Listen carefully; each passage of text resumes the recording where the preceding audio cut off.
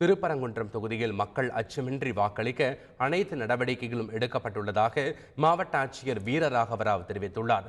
வாக்குச்சாவடிகளில் அசம்பாவிதம் ஏற்படாமல் தடுக்க போலீஸ் பாதுகாப்பு போடப்பட்டுள்ளதாகவும் கூறினார்.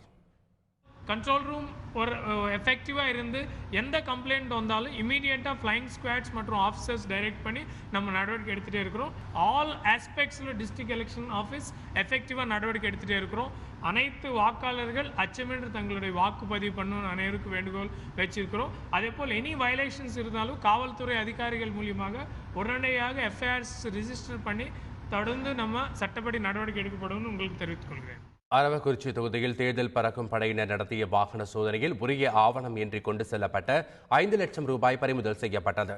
அரவக்குறிச்சி காவல் நிலையம் அருகே நடத்தப்பட்ட இந்த சோதனையில் சுப்பிரமணி என்ற விவசாயி சென்ற காரில் பணம் இருப்பதை பறக்கும் படையினர் கண்டுபிடித்தனர். உரிய ஆவணம் இல்லாததால் தேர்தல் நடத்தும் அலுவலரிடம் பணத்தை ஒப்படைத்தனர்.